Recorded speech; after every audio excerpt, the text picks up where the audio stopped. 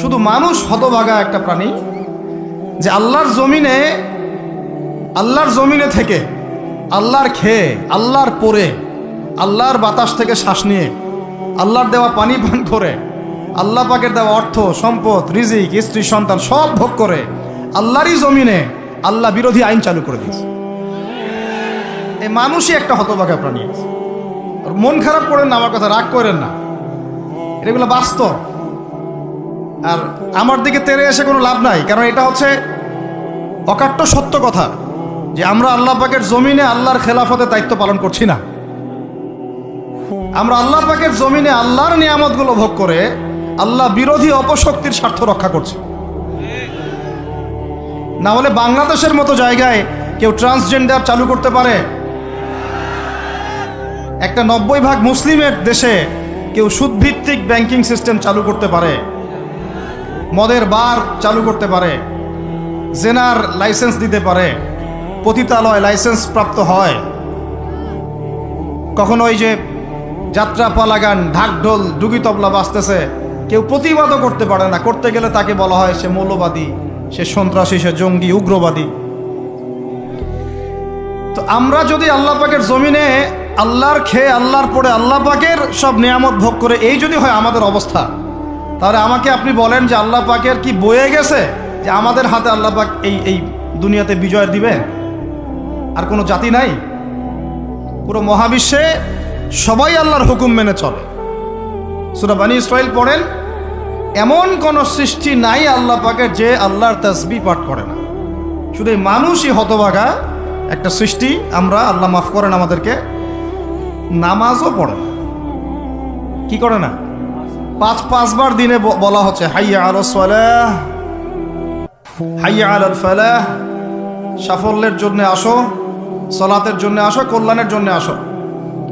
কানে ঢুকে না, যায় না নামাজ পড়তে। কোরআন, ওই যে বললাম, বাসায়, সবার বাসায় কোরআন আছে। এমন কোনো ব্যক্তি আছেন আপনারা যে আপনাদের বাসায় কোরআন নাই? প্রত্যেকের বাসায় আছে। এমনকি আপনার ফোনের মধ্যে অ্যাপসে আছে, খুলে দেখার সময় নাই। সময় কোথায়? মানে এত ব্যস্ত, সকাল থেকে রাত পর্যন্ত এতই ব্যস্ত মানুষ হতভাগা যে কোরআন খুলে দেখার সময় নাই। আবার বলে, এসব কথা বললে আবার বলবে যে আমরা কি ইসলাম কম বুঝি? আপনারাই ইসলাম বোঝেন, আমরা বুঝি না। আপনারাই মুসলমান, আমরা মুসলমান না, এইগুলা বলবে।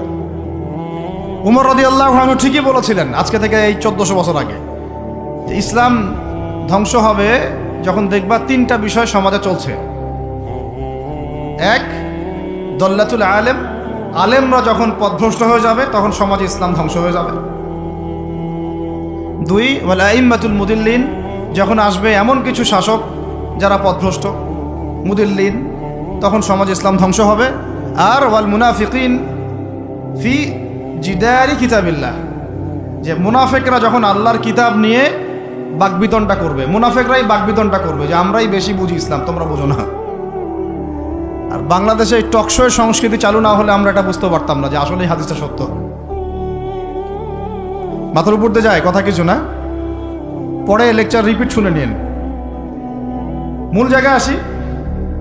কোরআন ঘরে আসে, আমরা তেলাওয়াত করি না। নামাজের আজান কানে আসে, নামাজে যাই না। শেষ রাত্রে আল্লাহ পাক প্রথম আসমানে নেমে আসেন। কিভাবে নেমে আসেন আমরা জানি না, ওইটার কাইফিয়াত ব্যাখ্যা করার আমাদের দরকারও নাই। আল্লাহ পাক বলেছেন, বাস ঈমান রাখি। এবং আল্লাহ পাক আহ্বান করতে থাকেন, কে আছো আমার কাছে কিছু চাইবা, আমি তোমাকে দিব। সুবহানাল্লাহ। কে আছো আমাকে ডাকবা, আমি তোমার ডাকে সাড়া দিব। কে আছো আমার কাছে ক্ষমা চাইবা, আমি ক্ষমা করে দিব। এইভাবে ফজর পর্যন্ত আল্লাহ পাক আহ্বান করতে থাকেন। আমরা ওই সময় টেসবুক চালাই, রিল্যাক্সে ঘুম দিই। তাহলে নামাজের আজান কানে যায়, নামাজ পড়ি না, কোরআন বাসায় আছে, তেলাওয়াত করি না, খুলেও দেখি না, 40 কুলখানি বাদ দিয়ে। আর শেষ রাত্রে আল্লাহ পাক আহ্বান করতে থাকেন, আমি উঠে ওযু করে 2টা রাকাত নামাজ পড়ে একটু দোয়া করব, সেটা পারি না। এই আমি আবার যখন দিনের বেলায় এলেম শিখতে যাই, এমন জায়গায় এলেম শিখতে যাই যেখানে নারী পুরুষ একাকার অবস্থা, ফ্রি মিক্সিং। আমি এমন এলেম শিখতে চাই যে এলেমটা আমাকে 20 বছরে 20টা সূরাও শিখায় না। 20টা হাদিস আপনার মুখস্থ নাই, আমি চ্যালেঞ্জ করতেছি আপনাকে। 20টা হাদিস আপনি দাঁড়ায় বলেন, ছোট ছোট হাদিস খালি।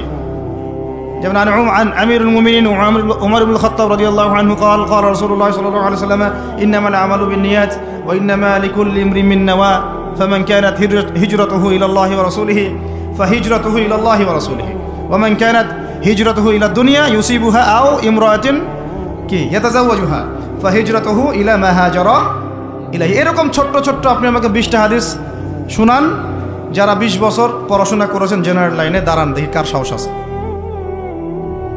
এই হচ্ছে আপনাদের শিক্ষার অবস্থা। তারপরে আপনি আবার যখন চাকরি ক্ষেত্রে যান, ঘুষ ছাড়া আপনার চাকরি হচ্ছে না। এই হলো অর্থনৈতিক জীবনের অবস্থা। আবার চাকরি, ব্যবসা, বাণিজ্য যাই করছেন এর মধ্যে ম্যান্ডেটরি মাস্ট বি সুদ আছে। কি আছে? এই মাপে কম দেওয়া তো আছেই, অন্যের সম্পদ আত্মসাৎ তো আছেই, পণ্যে ভেজাল দেওয়া তো আছেই, তারপরে সিন্ডিকেট তো আছেই, যেটার দাম এখন এই রজবের আজকে কয় তারিখ? রজবের 14-15 হবে না? তো এই রজবের 14-15-তে যে পণ্যের দাম 200 টাকা, 1.5 মাস পরেই সেই পণ্যের দাম হবে 400 টাকা। এই হলো অর্থনৈতিক জীবনের অবস্থা। আর সুদের সাথে সম্পৃক্ত না হলেও তো আমাদের ঘুম হচ্ছে না। বাংলাদেশের 64,000 গ্রাম বাংলা বলি না আমরা, 64,000 গ্রাম বাংলায় একাধিক সুদী এনজিও আছে। সবাই সুদী কারবার করতেছে। আমাদের মা বোনরা ওখানে সমিতিতে নাম লেখাচ্ছে, আমরাও নাম লিখাইছি অনেকে। কিস্তি শোধ করতে হচ্ছে, জমি বন্ধক রাখো, বাছুর বন্ধক রাখো, গরু বন্ধক রাখো। শেষমেশ ধনীরা ধনী হচ্ছে, গরিবরা গরিব হচ্ছে। কারণ আল্লাহ পাক এই কিতাবের মধ্যেই বলেছেন, সূরা বাকারার শেষের দিকে আছে যে ইয়া আইয়ুহাল্লাযীনা আমানু, হে মুমিনগণ, ইত্তাকুল্লাহ, আল্লাহকে ভয় করো, ওয়া যারু মা বাকিয়া মিনার রিবা, সুদ ছেড়ে দাও, ইন কুনতুম মুমিনিন, যদি মুমিন হয়ে থাকো, ওয়া ইল্লাম তাফআলু, সুদ যদি না ছাড়ো, ফাআযানু বিহারবিন মিনাল্লাহি ওয়া রাসূলিহি, আল্লাহ এবং তার রাসূলের সাথে যুদ্ধের ঘোষণা শুনে রাখো। আয়াত বুঝলেন? আয়াতটা কি বুঝলেন? আল্লাহ পাক বলছেন যারা সুদ খায় বা সুদ না ছাড়ে এরা আল্লাহ এবং তার রাসূল মুহাম্মদ সাল্লাল্লাহু আলাইহি ওয়াসাল্লামের বিরুদ্ধে অস্ত্র নিয়ে দাঁড়ায় আছে। তো আপনার আমার কল্যাণ হবে না ভাই? দুনিয়ায় পরকালে কল্যাণ হবে না? আমরা হাউজে কাউসারের পানি তো পাবো ইনশাআল্লাহ, আমরা কবরের উত্তর তো দিতে পারবো ইনশাআল্লাহ। আমাদের জন্য নবী সাল্লাল্লাহু আলাইহি ওয়াসাল্লাম সুপারিশ তো করবেন ইনশাআল্লাহ। সুপারিশ তো নবীজি করবেন, এটা ঠিক আছে, এটা তো ঠিক আছে। কিন্তু কোরআনে যে আল্লাহ পাক বললেন সুদ যদি তোমরা না ছাড়ো তাহলে জেনে রেখো তোমরা আল্লাহ এবং তার রাসূলের বিরুদ্ধে যুদ্ধ করতেছো। তো এখন এটা আমরা কিভাবে আল্লাহ পাককে বুঝ দিব?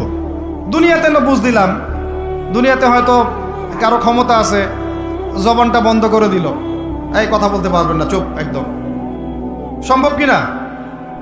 দুনিয়াতে হয়তো সুদের মহাজন যারা একত্রিত হয়ে দেখা গেল যে একে তো সরাইতে হবে রাস্তা থেকে, এত মারাত্মক কথা বলতেছে, সরাই না হয় দিল, হতেও তো পারে, ইতিহাসে হয় নাই এমন। তারপরে কারো হয়তো দুনিয়াবি স্বার্থ আছে, বুঝাচ্ছে আমার বউ আছে, বাচ্চা আছে, চাকরি বাকরি কেমনে ছাড়ি ইত্যাদি। তো সব না হয় বুঝলাম, আল্লাহ পাকের সামনে আপনি এখন কি বুঝটা দিবেন? রাসূলের সামনে দাঁড়ায় কি বুঝটা দিবেন? দিতে হবে কি না জবাবটা? আজ হোক আর কাল হোক দিতে হবে কি না? পরকালে যেতে হবে তো নাকি? তো তাই যদি হয়, এটা যদি আমাদের ফাইনাল ডেস্টিনেশন হয়, চূড়ান্ত গন্তব্য হয়, তাহলে কোন ব্যক্তি বুদ্ধিমান, যে দুনিয়াতে সংশোধিত হয় সে, নাকি পরকালে যে ব্যক্তি অপেক্ষায় বসে থাকে সে? এখন এই সংশোধনের দিকে যদি আমরা দাওয়াত দিই, আমরা কি মৌলবাদী হয়ে যাব? সমাজের শত্রু হয়ে যাব? দেশ ও জাতির শত্রু হয়ে যাব? সুদী কারবার ছাড়া অর্থনৈতিক বিষয় কি চালানো সম্ভব না? হ্যাঁ, যখন এই সুদী ব্যাংকিং সিস্টেম ওয়ার্ল্ড ব্যাংকেরটা তো 1995-এর দিকে আসছে। তারও আগে ছিল ওই যে ব্রিটেনের দি ব্যাংক অফ ব্রিটেন, যেটা প্রথমে ছিল, প্রথমের দিকে আর কি। ও সারা বিশ্বকে শাসন করতে এক সময়। তার আগে করেছে জার্মানি, তারপরেও আসছে ও। এই পশ্চিমাদের দৌরত্ব ফরাসি বিপ্লবের পরে। তো ওয়ার্ল্ড ব্যাংক আসছে 1995-এর দিকে, 45-এর পরে। এর আগে মুসলমানরা বিশ্ব শাসন করে নাই, 4 খলিফা করেন নাই, উমাইয়ারা, আব্বাসীয়রা, ফাতেমেরা, মোগলরা, তুর্কিরা, উসমানীয়রা, তারা কি বিশ্ব শাসন করে নাই? তো তখন কি সুদ দিয়ে পুরো বিশ্বের অর্থনীতি পরিচালিত হয়েছে? বিকল্প কোনো ব্যবস্থা কি কোরআন এবং হাদিসে নাই? তো তো যদি সেটা থাকে আর আমরা যদি এটাকে পাশ কাটায় যাই, গিয়ে পশ্চিমাদের এই অর্থনীতি যদি আমরা গ্রহণ করি, সেভাবে জীবনযাপন করতে থাকি, তো আল্লাহর সামনে কি ভাই আমাদেরকে দাঁড়াতে হবে না? আল্লাহ পাক আমাদের সবাইকে যেন কথাগুলো মন দিয়ে বোঝার তৌফিক দান করেন। এখন যদি পুরো সিস্টেমটা আমরা চেঞ্জ করতে না পারি, ওই ক্ষমতা আমাদের নাই মনে করেন, ব্যক্তি জীবন থেকে সুদ দূর করা যাবে না? আমাকে কি রাষ্ট্র প্রশাসন একদম সুদ না খাইলে অ্যারেস্ট করে নিয়ে যাবে? আমি যদি বলি আমি সুদ খাবো না, সুদভিত্তিক ব্যাংকিং সিস্টেমে আমি ডিলিংস করব না, অ্যাকাউন্ট থাকতে পারে আপনার, কিন্তু আপনি ডিলিংস করতেছেন না, ঠিক আছে? সুদের টাকা যদি আসেও ওটা আপনি ছেড়ে দিচ্ছেন, নিচ্ছেন না, এবং সুদি এনজিও কারবার এগুলোর সাথে আপনি যুক্ত হচ্ছেন না, তো আপনাকে কি অ্যারেস্ট করে নিয়ে যাওয়া হবে জেলখানায়? কেন খাচ্ছিস না বলেন, নিয়ে যাওয়া হবে? এখনো ওই রকম দুঃসাহস দেখানোর মতো লোক বাংলাদেশে আসে নাই যে আপনি সুদ না খাইলে আপনাকে জোর করে ধরে নিয়ে যাবে। আচ্ছা, এরকম কেউ কখনো করবে না তারা এই কাজটা, ইনশাআল্লাহ। আর যদি করে তাহলে তো আল্লাহর গজব নেমে আসবে। তো এখন তাহলে সুদ খাচ্ছে কে? আপনি আমি নিজেই। কে খাচ্ছে তাহলে? আমরা নিজেরাই খাচ্ছি। হয় আমি খাচ্ছি, না হলে আপনি খাচ্ছেন, না হলে আপনার স্ত্রী খাচ্ছে, না হলে আপনার বাবা খাচ্ছে। অতএব সুদের মধ্য দিয়ে আমরা আল্লাহ এবং তার রাসূলের সাথে সরাসরি যুদ্ধ করতেছি। বদরের যুদ্ধে কি আবু জাহেলরা পরাজিত হয় নাই? উহুদের যুদ্ধে, খন্দকের যুদ্ধে, মুতা, ইয়ারমুকে, এই শতাব্দীর পর শতাব্দী আল্লাহ এবং তার রাসূলের বিরুদ্ধে যারা দাঁড়াইছে তারা কি কখনো টিকতে পারছে? আজকে পশ্চিমারা সারা বিশ্বকে এভাবে সুদখোর বানিয়ে দিয়েছে, আর প্রত্যেকটা মুসলিম কান্ট্রি এর খপ্পরে পড়ে গেছে, বের হতে পারতেছে না। বের হওয়ার জন্য শুধু একটা জিনিস দরকার, একটা জিনিস, সেটা হচ্ছে আল্লাহ এবং তার রাসূলের প্রতি পরিপূর্ণ বিশ্বাস, ঈমান। এইটা আমাদের অর্জন হয় নাই, এটাই সত্য কথা। অর্জন যদি হতো তাহলে আমরা বিকল্প চিন্তা করতে পারতাম।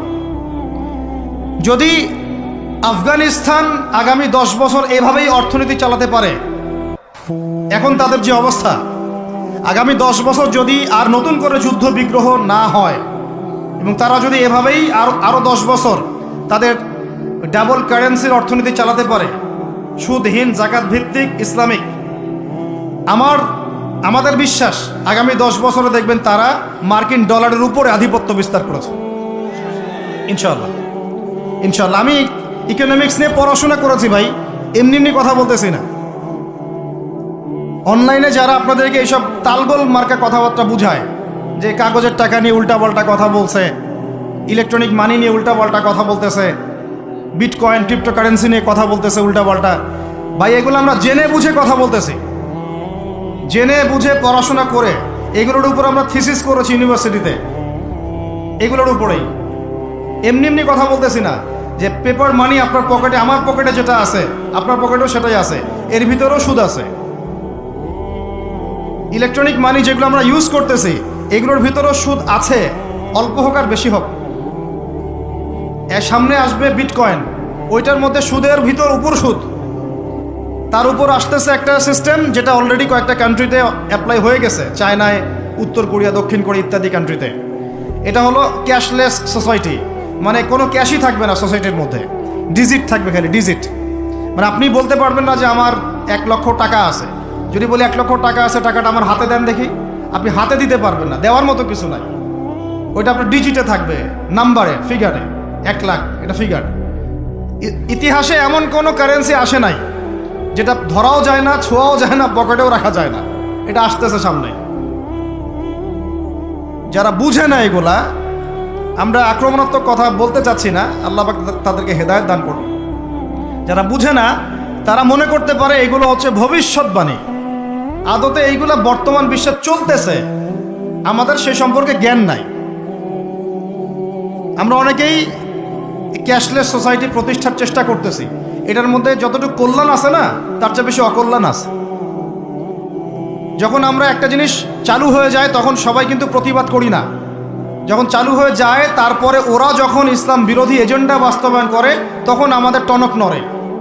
এক্সাম্পল দেই একটা, তাহলে বুঝবেন। আজকে ট্রান্সজেন্ডার নিয়ে যারা পেট্রোনাইজ করতেছে, পিছন থেকে ফান্ডিং করতেছে, এটাকে প্রমোট করতেছে, অনলাইন অফলাইন যেখানে ঢুকবেন খালি এগুলোই দেখা যাচ্ছে, এর পিছনে একটা সুদী এনজিওদের হাত আছে। কাদের হাত আছে?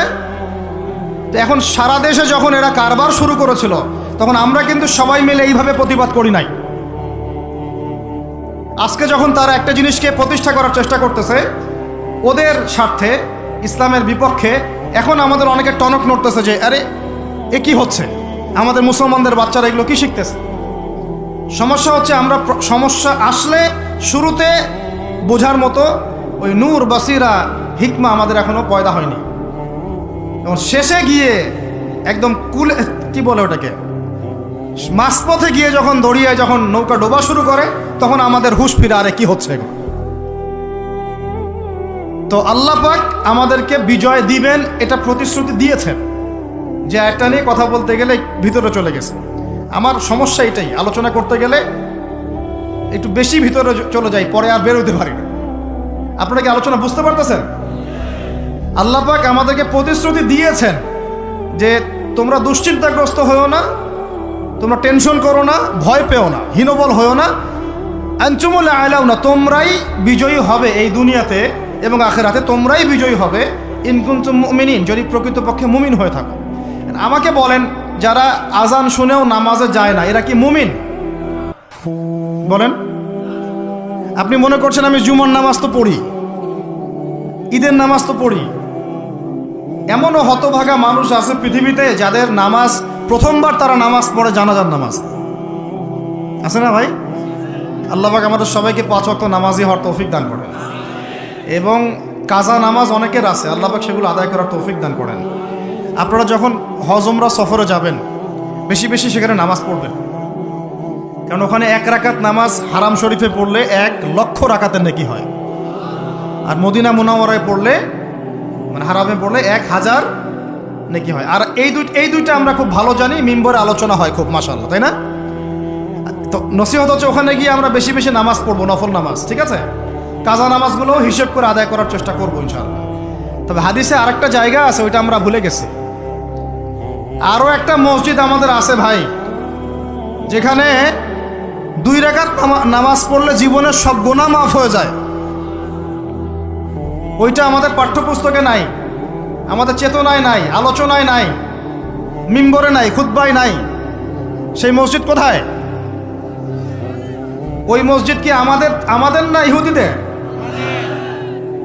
কি মনে হয় আপনাদের? ওই আল-আকসা কি আমাদের না ওদের? ওইখানে 2 রাকাত নামাজ পড়লে, সফর করে 2 রাকাত নামাজ পড়লে জীবনের সব গুনাহ মাফ হয়ে যাবে। ওইখানে আমরা এখন ঢুকতে পারি না। কারো কোনো ফিকির আছে? ইয়াংদেরকে বলতেছি ভাই, লেকচারগুলো আমাদের বেশিরভাগই ইয়াংদের জন্য। যে এই যে সেলফি, এই শোডাউন, একজন বক্তাকে আপনি দেখতে চান, ইসলামী সেলিব্রিটিজম, এগুলো যে চালু করেছি আমরা, এইগুলো দিয়ে দিন আল্লাহর জমিনে কায়েম হবে না। এগুলো ভালোবাসা মহব্বতের নিদর্শন না। সত্যি সত্যি যদি আমাদেরকে আপনারা মহব্বত করে থাকেন, এমনভাবে নিজেকে গড়েন যাতে বাইতুল মুকাদ্দাস জয় করতে পারেন। ওই দিন বুঝবো যে আপনারা আমাদেরকে মহব্বত করেন, আমাদের কথা শুনেন, মানেন, বুঝেন। এমন একটা জামা আমাদেরকে করতে হবে যার একজন নেতা থাকবে, একটা নেতা, একদম সামি'না ওয়া আতা'না, শুনলাম মানলাম, এমন নেতা। এত ইখতিলাফ, এত বিভক্তি চলবে না। মানে বিভক্তি, ইখতিলাফ থাকতে পারে মাসলা মাসাইলের ব্যাপারে, ফিকহি ব্যাপারে, কিন্তু এই এত দলীয় বিভক্তি থাকা যাবে না। এক টেবিলে আলেমদেরকে বসতেই হবে। আলেমরা যদি এক টেবিলে না বসে ঐক্যের দৃষ্টান্ত স্থাপন না করতে পারে, জনগণ ঐক্যবদ্ধ হতে পারবে না। বাংলাদেশের সবচেয়ে বেশি দরকার এখন ওলামায়ে কেরামের ঐক্য। আমরা যারা ছোটরা আছি, আমাদের মূল কাজ এখন এইটাই, আমরা এটাই ফিকির করি কিভাবে আলেমদেরকে একটা জায়গায় বসানো যায়। আলেমরা যদি ঐক্যবদ্ধ হতে পারেন, জনগণ একদিকে ফোকাস করে চলতে পারবে ইনশাআল্লাহ।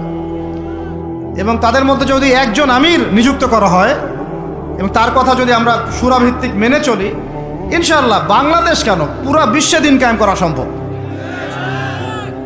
আমরা এই দিক থেকে আমরা মোটামুটি 20-30 বছর পিছায় আছি এখনো, বুঝতে পারছেন না আমার কথা?